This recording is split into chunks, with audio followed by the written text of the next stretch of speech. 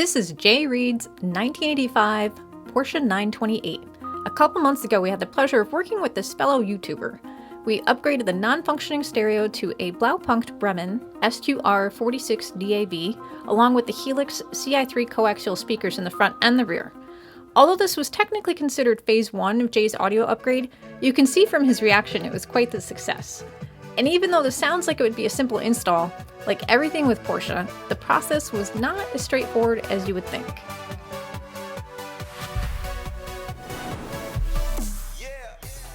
This is Jay's 1985 928 with the basic 4-speaker system, and I can't recall ever having one of these cars in the shop, so I had no idea what size speakers would be behind this panel, and Jay let us know that the speakers had already been removed. Somebody had already cut there, so I really had no idea what we would be able to fit. I ordered a set of 4s, 5 1/4s, and 6 1/2s, and we're going to be upgrading the radio. I want to show you what John found and what he did on the other side. So while we had it apart, we did go ahead and sound dampen it. John found that there was some really rough cuts over here, and did you already cut that out? Yep. To fit in the 5 Yeah, so I had to make it bigger, and then so I painted the cuts so they won't rust. And then I added, the sound deadening. I cleaned up the inside of the door, and I put some material on here to act as a vapor barrier. Cool. I used all the tie downs and stuff. Just made it better. You want to show me what you did on the back of the panel to mount the speaker? Okay. We fabricated a plate here. You fabricated. Yeah. And used the factory mounting positions. There's 4 of them. But now I'm going to be re-gluing the leather back down. Try to get another 40 years out of it.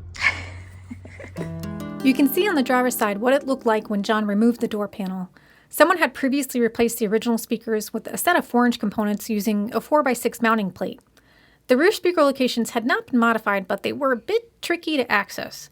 And like it goes working on any 40-year-old vehicle, John found plenty of areas missing hardware and in need of some TLC along the way. So these are the rear speakers. Really kind of tricky to get to. You have to disassemble quite a bit back here to access. And they are a 4-inch? Yep. Those were the ones we took out. While John worked on the rear speaker installation, I decided to do some testing with the oscilloscope on the Blaupunkt stereo. Here I have Jay's Blaupunkt SQR 46 DAB hooked up on our test bench, and I have a test tone frequency playing through my iPhone on Apple lossless music directly through the rear USB port, and we're going to test the internal amplifier. I've got a 4-ohm load on the front left speaker, and this stereo goes up to volume 50, and we're going to take a look at the signal here and see how clean it is. There's a lot of people in our industry that complain about how they sound, but we've actually done a couple installs with the Blaupunkt series with the match up 6 amplifiers with really good success. So I don't know if it's because they're using poor amplifier quality or if they're not using an amp or crummy speakers or what the deal is, but we've had pretty good luck with these, especially for clients that want a very period appropriate look. I get it. Let's turn the volume up and see what this looks like.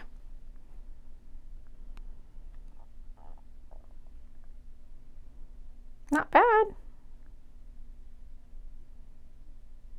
I would start to expect it clipping right around here. Well,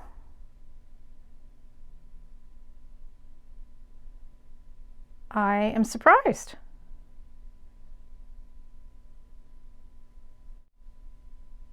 That's pretty impressive.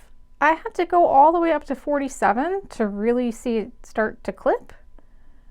And here we are at max. So at 47 we see clipping, 46 we're still pretty clean, and we have about 8 volts. So that's roughly around 16 watts RMS.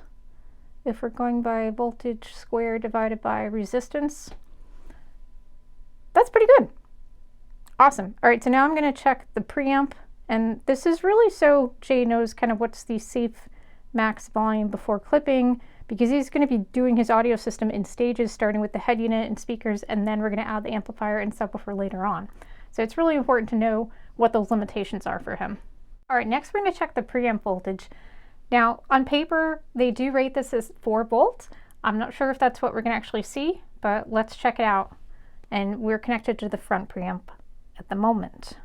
Already had the volume up pretty high, and we're nowhere near that kind of voltage, but signal's pretty clean, so that's good.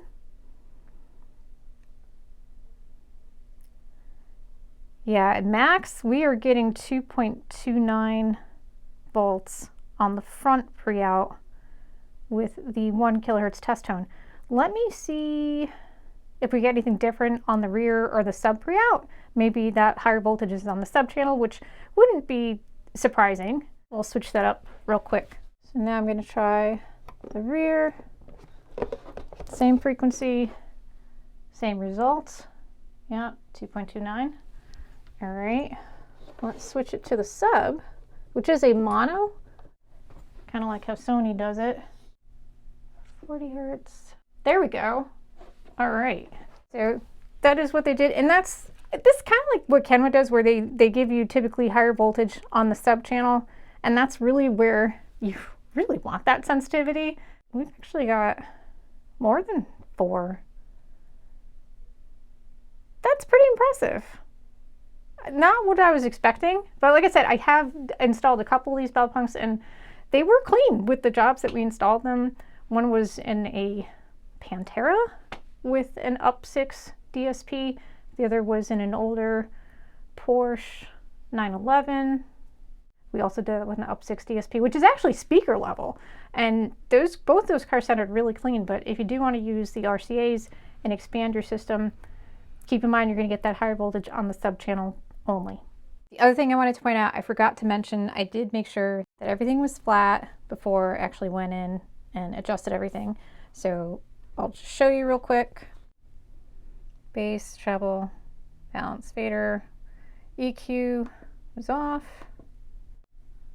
loudness is off, sub out, I had that at 0 while testing. So everything was flat during that testing.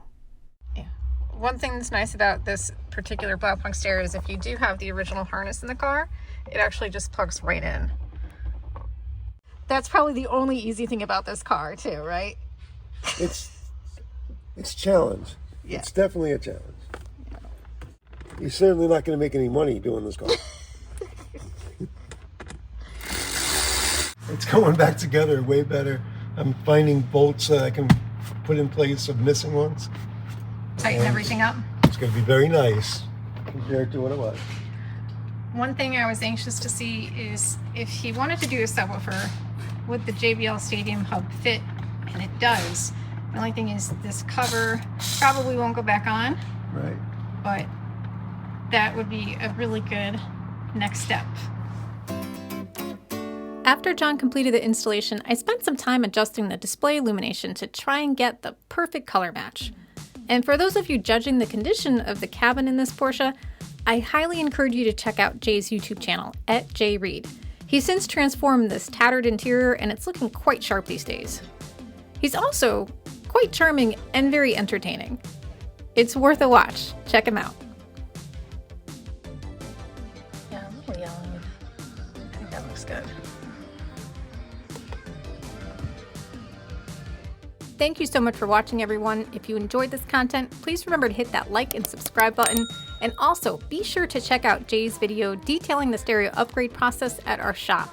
I want to extend our gratitude to Jay for collaborating with me and also for trusting us to upgrade the stereo in his Porsche 928. It was quite fun working together, and we're looking forward to phase 2.